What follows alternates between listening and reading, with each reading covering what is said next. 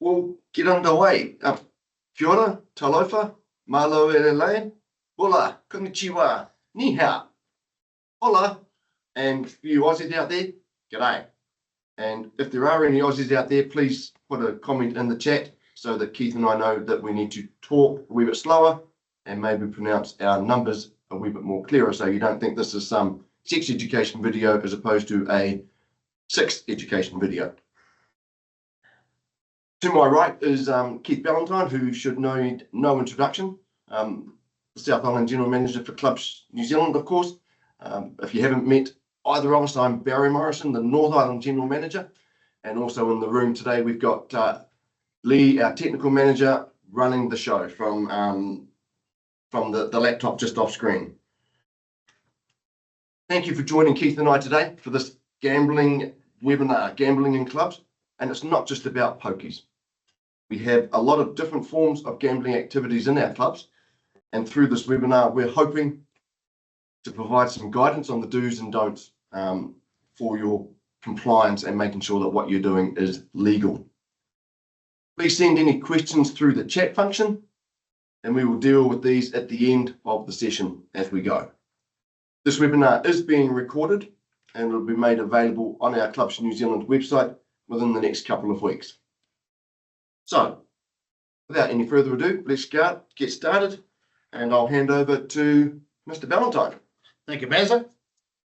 Welcome along, everybody. We'll kick straight in, and of course, when we're looking at other classes of gambling, we talk about within the club environment, generally class 1, 2, and 3 gambling.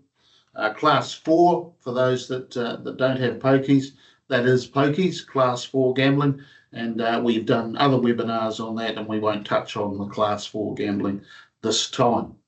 So class 1, and this is probably the biggest one for most of us, where we run our normal raffles. So this is where your prizes of potentially turning over in session don't exceed 500.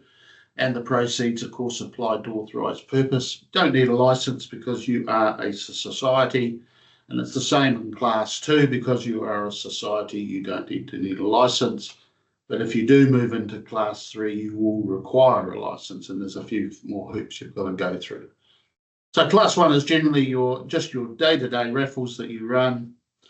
Class 2 is slightly a bit more growing up a bit, really, and that's where your session does not exceed 5,000 in prizes and turnover does not exceed 25k. So as you can see, you can run a lot of money. You can earn a lot of money by doing class 2. You can only be run by a society. Doesn't include gaming machines because that is class 4. And of course, you must have some consumer information available around in the authorised purpose number of tickets. And a lot of you do this anyway with your raffles, because you say you've got 100 tickets at $2 and you've got 5 meat trays, etc., things like that. The interesting thing with all of these ones is that if you're trying to make far too much money, your members will know that you're ripping them off and they won't buy your bloody raffles anyway. So make sure you do things correctly. One of the interesting questions with all of these is, and it's any form of gambling, is the question of you are raising money for authorised purposes. So just like class 4, you do need to actually state what your authorised purposes is. And for a lot of clubs out there, your dance sections and things like that, they raise money and then they use it to go down to the local pub and have a piss up. Is that an authorised purpose? Well, probably not. So, just let your sections and that know that they need to address what they're actually spending the money on, which they raise their money for. So, and of course, class 3, not too many people get into these, but these is where you do want to exceed $5,000. Includes large-scale lotteries, houses, casino evenings, card games. Some of the bigger poker tournaments are run under a class 3 licence. Of course, you're doing it again for an authorised purpose, and then must be financially viable and that you're actually doing what you need to do. But it does require a licence, and probably the biggest bugbear of the class 3 is that you have to go through the key persons scenario. And even though you might have your key persons for your Class 4, you've got to go through all the paperwork again. You just can't go that these are them and that's it. So we will jump into the first one, which of course is raffles, and this is part of Class 1. So nobody does, and it's quite true. And look, hopefully all of you have registered now for our national event that we're trying to get running, because nobody does raffles better than us, and we all do it. Some of the points that we're going to be talking about today is about probably best practice, and it's also, we go around clubs and we see things and we go, oh God, really? And we'll talk about things that we've seen that, you know, the biggest thing with all gambling is it must be transparent. And hence why we suggest that you do terms and conditions for every form of gambling that you do.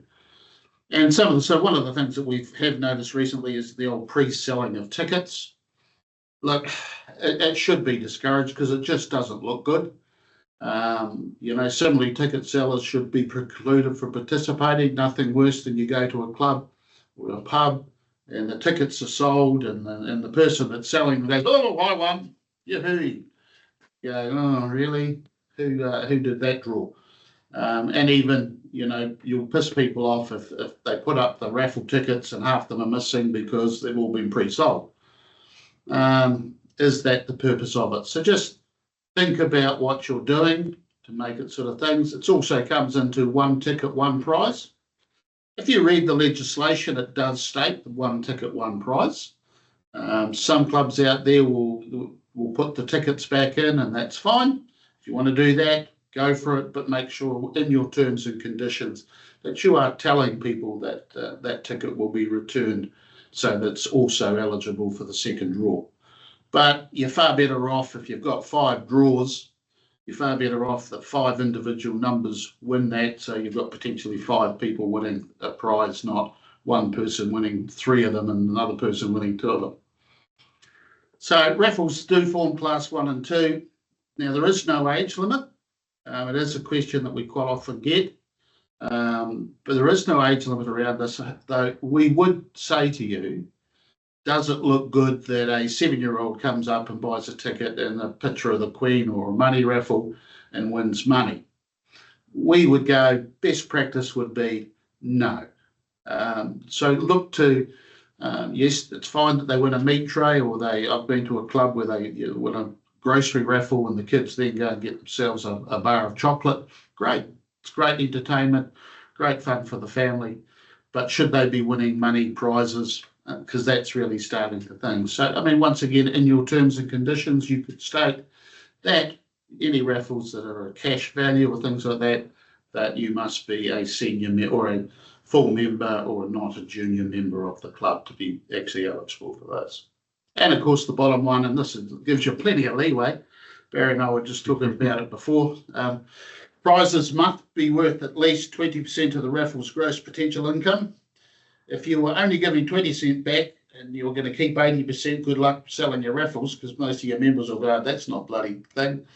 And the reality is that most clubs probably run on the opposite. They'll go that they keep 20% profit and pay out 80%. So think about it when you're doing your raffles, because yeah, the threshold is very low, but you're not going to probably sell it.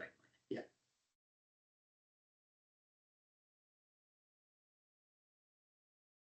Oh, We've had a sticky. we've got a stick.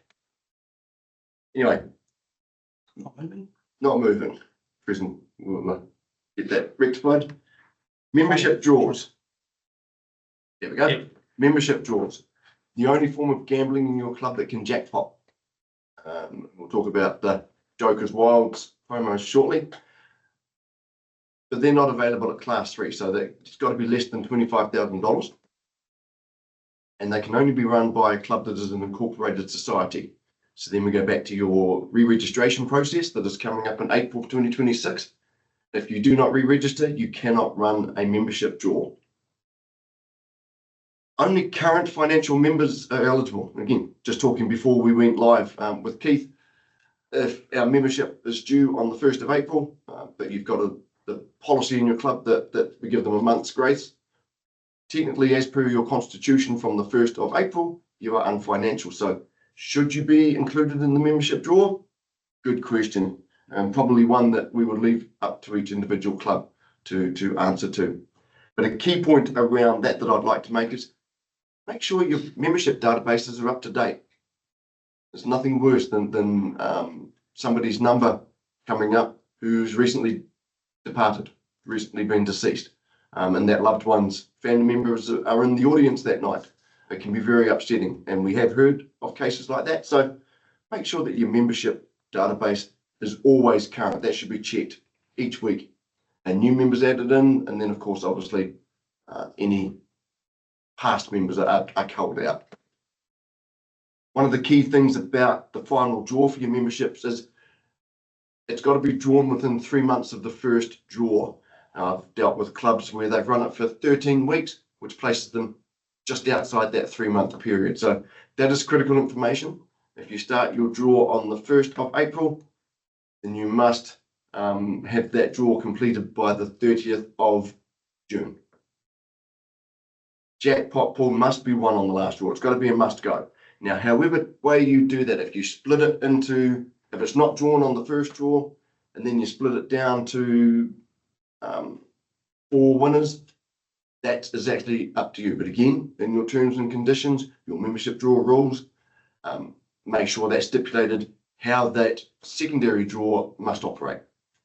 We've got some templates and some experience with managing those, so please feel free to reach out to either Keith or I, and we can help you through that process as well. But again, make sure it's stipulated in your rules. You cannot hold your jackpot membership draw over to the new lottery that starts. And then for clubs out there, we've been doing membership draws since Adam was a cowboy. Is it still a money spinner for your clubs? Do you still get the benefit out of it? We've seen, and I've seen, clubs where the must-go draw is about $1,800, $2,000, and you're packed with people drinking water, and as soon as the draw's finished, they bugger off. How have you generated your revenue? How have you generated your membership draw prize pool? It is based on turnover, obviously, so the more revenue you get over the bar, the more money you've got available to fund it. So it's probably best practice for clubs to review, is the club membership draw in its current form in our club viable? And maybe it's time to realise that it's 2025, not 1985, and come up with the modern times and maybe go, shit, you know, we can't fund our membership draw anymore based on current turnover. We need to look at other alternatives to get bums on seats. Maybe the membership draw isn't the way to go, but we'll leave that to each individual club. Housey and bingo, one of them same, essentially. They can only be operated by societies, and they can be run depending on whichever value of prizes you have as a class 1, 2, or 3. What you may not be aware of is that you must appoint a coordinator to ensure that your session, your housing session, is conducted in accordance with the legislation. There must also be a designated caller, or a automated random selection device can also be used, but you must have a coordinator in place. That can be the same person, and you can have the same person call for the whole session, all the games, or you might have different orders come in based on availability, but you must have someone in place or a automated device. You've got to return a minimum of 70% of all card sales for each session by way of prices, and they must be cash prices. They cannot be food and beverage vouchers. They cannot be prohibited prices. They cannot be bottles of wine, etc. So you've got to keep 70%. You've got to get back in cash prizes. In terms of the legislation, it's required that you keep a separate bank account for all housing income and expenses. Operationally, is that practical? Probably a moot point, because the legislation says you must keep a separate bank account. And the DIA will investigate that if they do audits or have complaints raised. And you've got to keep records of the date of each session, the serial number range of the cards that you sold, or the book numbers, the number of cards sold, your total dollar sales, and the total prizes paid. That is housing and bingo. I get the next lovely one, which is Texas Hold'em Poker, which I love a good game of cards. Not that very good at it, but things, and a lot of clubs, and particularly some of our North Island clubs, Petone, Hamilton, have really got into the poker scene. So if you are looking to run some of these, I do suggest to you that you reach out to clubs that you know that run these events. Have a chat to these guys. They're actually very willing to assist and help you, particularly Ian and Petone. Sorry about that, Ian. I've just set you up for a lot of phone calls, mate. But you are good at it, and if you do wish to run them, it does pay to talk to people of things. But they can be run under class 1, 2, and 3, depending on the stakes. I'm pretty sure that I think the national one that we hold is run under class 3 because of the prize money that's out there. And of course, it is no person can be made commission or remuneration for conducting the gambling. And of course, probably the other one, which I have noticed, and I do know of a club somewhere, and I won't mention them. Private games cannot take place on licensed premises. And so your private games can only be held in the private residences. So you can't really have somebody coming into your club, and I do know of a club where a group of people come in on a particular night and they can stay to the club till about 2 o'clock in the morning playing a game of private Texas Hold'em.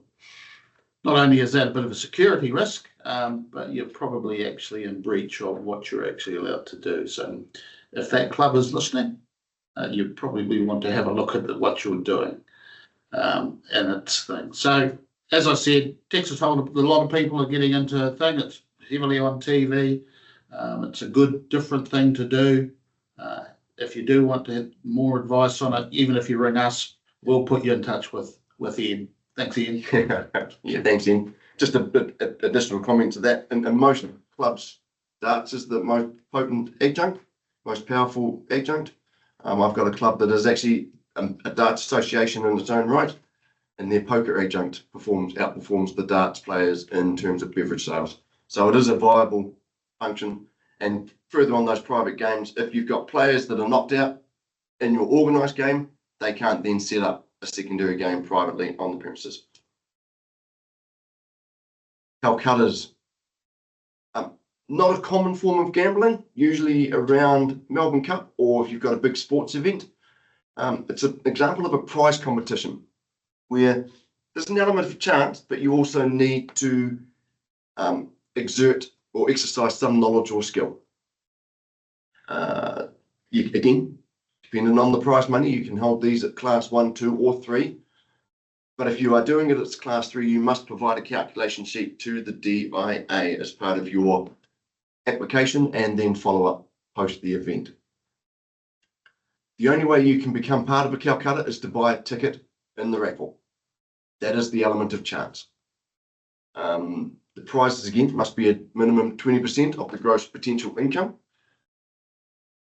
But your tickets, where they're sold to the general public, have got to contain all of the information that you would have on any other normal raffle ticket. So the name and the date of the event, as well as the date, the time, and the location and method of the draw of the sweepstake draw. So in that sweepstake draw, only those that hold the tickets are eligible to participate in the auction. So what happens is, if using the Melbourne Cup, for example, you've got 26 horses, you buy as many raffle tickets or sweepstake tickets as you want, and then there is 26 names drawn out. So you go through the field of the Melbourne Cup, and if you win a horse, sweet. You can only then participate in the follow-up auction, which is where the funds are generated. So if you are the owner of the horse through the sweepstake draw, you can bid on your horse if you think it's a real chance to win the Melbourne Cup. And if you bid and the bid price is $500, you only have to pay half that amount. If somebody else outbids you, they then pay the full price on that. Give you an example, at the club that I used to manage last year at the Melbourne Cup Cancer Society, gentleman's horse was drawn out. He won the bid and he won the race. He won the first prize in the jackpot. So again, well worth doing, and done right, a good money earner. And that particular club's donated something in the vicinity of about 250,000 to the Cancer Society. So it's a good opportunity to get back to the communities. Your favourite, Ken? Oh, yeah, here we go. Barry and I did paper, rock and scissors to see who would do Joker's Wild, because it seems to be the one that we get a lot of questions around and even when we travel around looking at the clubs. Yeah, we see some clubs that are doing it, and we see some clubs that are doing it right. We see some clubs that, maybe not. We also see some clubs, and I've got some particularly in the South Island, who have been pulled up by the DIA and have been told to cease and desist. And of course, it's generally that, as we sort of alluded to before, with the DIA, they are obligated to investigate if they get a complaint. And of course, the biggest thing is if someone complains, they'll probably complain because they didn't win, or they felt that it wasn't very transparent, or it was slightly dodgy. So it goes back to that other thing as well, is making sure that everything you do is transparent. So with your jackpot wild and similar promotions, so if they are a jackpotting draw, as Barry alluded to before, they are illegal. The only jackpotting draw you can do is those membership draws. So we're at jackpots where you get all this money in, and the next week it's twice as much because you got this money in, and then the following week it's growing and growing and growing. Theoretically, that is illegal because it is jackpotting. Some of the clubs out there have changed, and they just come up with it's $1,000 to find the joker, and it stays there, and that's fine. You're not jackpotting your draw and things like that. But of course, if you do that, it doesn't allow it to grow to certain things. If you do wish to, all we're saying is we're not telling you to cease and desist. We're telling you that it is illegal, and then for you to decide whether you wish to continue doing it. But be aware, if somebody does complain, you will get investigated, and they will say to you that you should not be doing that. So some of the parts of things with this, and it's comes, and we of course get the phone calls around this. And should staff be allowed to participate in things like this? Once again, it's transparency. Is it a good look? No, it's not. Because your staff member is there for a working purpose, not to be in draws and things like that, particularly with this. And then, of course, they go, but you work here, you've got a key to the thing, you know where the bloody joker is. Even to the extent I've had people say, well, we get, if the staff member or a committee member wins, somebody else randomly comes up with that. Well, that's transparent, but, you're probably better off not allowing things to things. That leads into probably that other one as well, where we said earlier, although this is, probably under class 1 and 2 because it's under the 5K, no age limit, but it's not a good look, and it's not a thing. So part of your T&Cs, we would be suggesting to you that you make it a minimum of 18 years to participate in draws like this, because it is gambling and it's cash, and it's just not a good look going forward. And you've got that example. Yeah. I did have an example with a club where they did do a Joker's Wild, and it was a staff member that had the chance, and then somebody else picked it for them. Yes, and they turned it over, and it was $3,000. And as the person was walking back to go back behind the bar and work, somebody said, I think she's only 17. So, of course, not a good look.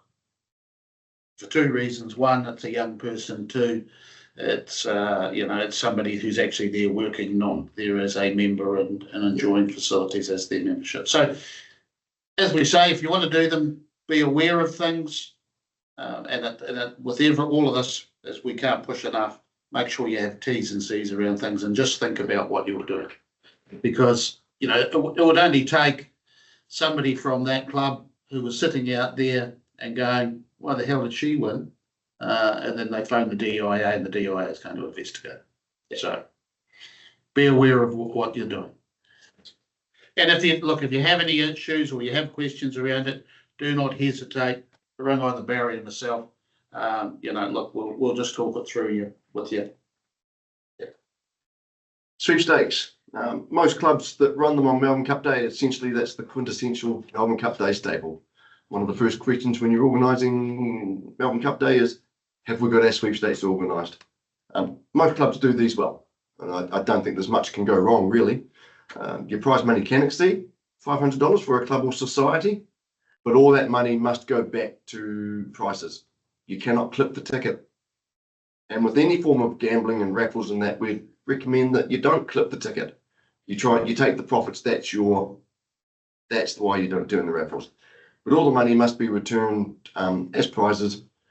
So, and in sweepstakes, you can't clip the ticket. You can't profit or collect a fee. But we recommend as best practice that you do that across all of your forms of gambling. As I say, sweepstakes, pretty simple, and keep them simple so that your members can understand them and they can afford them. General gambling info, as Keith said, if in doubt, reach out to us at Clubs New Zealand National Office. The 0800 number's there. All of our clubs have our direct mobiles. They're available on the website. Reach out to us and ask. Check out the DIA website for more information. Now, I know it can be a bit of a pig's bottom to get around, but there are some links there that we can send you that take you right to the source of information.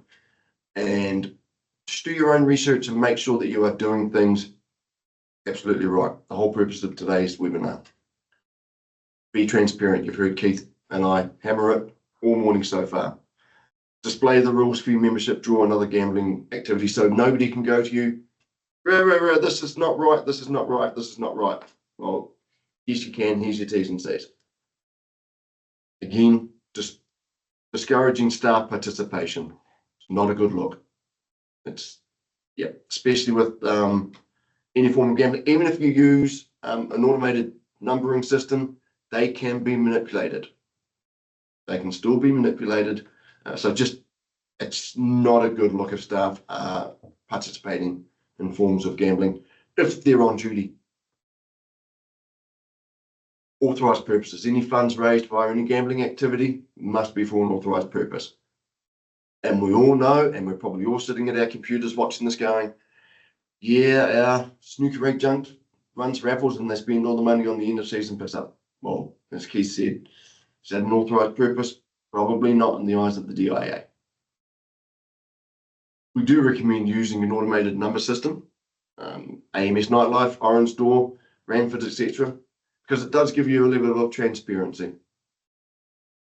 Yes, it can be manipulated, but generally speaking, if you've got committee members in charge of that and they're not involved in the selling or buying raffles, then it's a very transparent process. We talked about it during the membership database draw. Make sure your database is kept up to date to remove any non-financial or deceased members not included. And know that you cannot offer certain prizes in raffles or any form of gambling. Firearms, explosives, restricted weapons, air guns, alcohol and tobacco products, taonga. You cannot offer vouchers or sexual entitlements for sexual services, enlist entitlements for sexual services.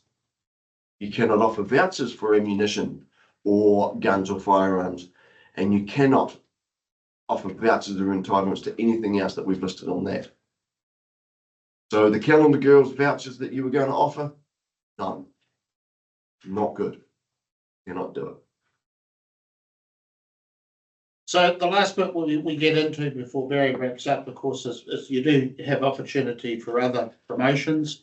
And look, there is information on these around, particularly you can call it a sales promotion, you can call it driven by your breweries, driven by your things, but you need to be aware of them and making sure that that they are still doing things correctly. So it's a bit like we have actually noticed there was the Kensington Tavern in Dunedin recently got shut down for 2 days due to the fact that they had advertised, and it was a brewery run promotion, that you could win a swan dry by drinking Spates.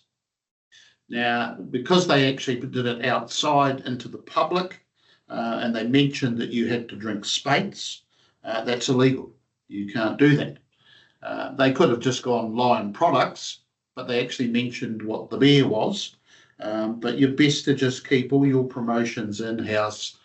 Be wary as well when you're putting it out onto Facebook, because Facebook is a public space. Making sure also that you are, and particularly if they are driving something, that you're not offering a more than 25% discount, because that is also illegal. And you will run foul of things if they discover you, as even Foodstuffs in the South Island had to close half of their retail stores for a day because they were offering discounts of 27.8%. So it was only slightly above the 25, but somebody didn't do their things wrong. And of course, there's other ways you can do your things. A couple of clubs have given away cars. They use that as a sales promotion, which is great. There's winter barbecue things and all sorts of things, and even a Pokies country or county RSA. And if you've ever been to a Pokies, there's about 9 sheep, 4 dogs, a couple of cats, and about half a dozen people. There they are giving away, doing a big raffle for $30 tickets to give away a brand new car. And so think outside the square. I think that we've also thrown in a picture there from Betty at Papakura, who came down to Christchurch and stole an idea that she saw at the Racecourse Hotel about doing the table of food and table of raffles. Raffles, people love them. And people love the ability in an environment today where it's cost of living crisis and we're all things, we all still find money because maybe we might win. And it's just an entertainment form that people love. So think outside the square. If you think come up with something and you're just a bit dodgy on it, as Barry said earlier, just give us a call. We can talk you through it and go, yeah, could be grey. Maybe we'll have a look at something else, or maybe if you just change it this way. So it's a great way of promoting your club, getting the club's face out there. Don't be afraid to do something big, as I said. Jesus Christ, Pokies, they gave away a car, did a raffle for $30 a ticket. Well done. Yeah. Well done. Yeah. Just to follow up on what Keith was saying, just be careful about your advertising when you're going into social media. It is the easiest and cheapest form of advertising. There's a club that has posted last weekend about the running a raffle for tickets to the All Blacks versus Springbok test here in Wellington. And they've been added on that, and also a dozen beers at the club before the game. That puts them into a grey area because you're promoting consumption of alcohol. It would have been better to say plus refreshments before the game, because refreshments could have also included food. So just be mindful of what you're advertising and how you're promoting. Just before we wrap up, we go to questions. I'm going to have a plug there for the National Club Raffle to support Club Connect. We've got hopefully 130 clubs registered, and they're all online this morning. We are not asking you to give across your full raffles and commit all your resources to the raffles. We've got 310 odd clubs in our club's whānau, and if each club was able to donate or commit one raffle, and the profits or proceeds of that was $100 to the Club Connect cause, then that's $30,000 that in one hit. Now, there are clubs out there that are offering more, which is great. We should appreciate the support. But if you haven't registered for Club Connect, please seriously do consider doing so. There is a real need in our communities and in our clubs for the support that Wiggy and Slade and Rowley through Lean on a Gate, Mates in Construction, that foundation that we've partnered with, are doing some fantastic work. And I've attended 4 sessions in the North Island, and each session you get some emotionally powerful stories from the people that attend those sessions. I was at one club last week where 5 members had personally experienced suicide a close one of theirs committing suicide. 5 members in one club. It's like, holy shit. And it's not just the rural sector. Our big metropolitan areas also have mental health and wellbeing issues. So please do support the Club Connect, Clubs New Zealand National Raffle Day. If you need more information, reach out to the national office team and we will give you the information you need. There is an award at next year's Clubs New Zealand annual conference and our first annual awards dinner for the club that raises the most funds, also raises the most funds per capita. So please do give that some serious consideration. We're not trying to place massive burden on all the clubs. We appreciate how tough it is out there. But if all the clubs were able to contribute one raffle of $100, it's $30,000 we can put towards a great cause. That's enough of the rant and rave and the push on the Clubs New Zealand National Raffle Day. Lee, have we got any questions come through? Yeah, we've got something here from Donna. I'm not too sure what slide it related to though. It's got incorporated only. What about friendly society? Yeah, no. Yeah, that's fine. Same. Okay. Yeah. Same. Dollar for Same. And is separate bank account for housing funds only, i.e. can other fundraising be banked there also? Yes, Correct. Housing only. housing only a requirement for housing. Okay, but could still use that account for other things? No. No, it's sold as a account. Because how would you wouldn't be able to reconcile it because you'd be putting other stuff into it. Your general raising of funds you can throw into your own account. Yeah, into your main business account and Yeah. using your GL codes in your accounting systems. Oh, we've got one here from Sarah. For members draws, does the amount have to go up in the same amount each draw? And if you reach the total payout limit, but the member isn't there, can you keep the draw at that limit unwon until the 3 months? Is that Sarah from Sarah Nauru? Sarah Dillon? No. How are you doing it? Because most people don't get to their top amount until that 13-week period. So, and that 13-week period, if the member's not there, sorry, it's redrawn until somebody who's actually there wins it. And you want to do that. Yeah. You don't, the aim of a membership draw, and Barry alluded to it earlier, when you're actually looking at your membership draw, it's like I know some clubs that do it on a Tuesday, and they go, oh, should we get lots of people in? But then, of course, at 6 o'clock when the draw's done, absolutely everybody leaves. Now, is that just a reward for the people that are there, or is it the purpose of doing a membership draw should surely to be increased turnover? So it should always be a must win, and you must be there because, I can sit at home and, Keith, oh, you won. I said, oh, that's fantastic. I didn't even have to go. But and it's theoretically you're supposed to. It's supposed to increase by the same amount every year, every time it floods. So if you're doing it for $100 a week and you didn't start off at zero, you'd be $1,300 by the end of your 13 weeks. Okay. Again, not too sure what this relates to, but does this also include if chips are being played, i.e. no cash? So I'm guessing Texas Hold'em? Oh, In private games, probably. yeah, that's fine. If it's not a money game, it's fine. Yeah. Okay. What if the chips actually represent cash? Well, it's a cash game. Yeah. Okay. Tara's asked, can we have bar tabs as a prize? You don't call them bar tabs, you call them food and beverage vouchers. Yeah. You cannot raffle alcohol. You cannot offer alcohol as a prize on its own. So you label every voucher a food and beverage voucher. Sarah Lee's made a comment. Nice people in Pokies. And from Cromwell, we've got one.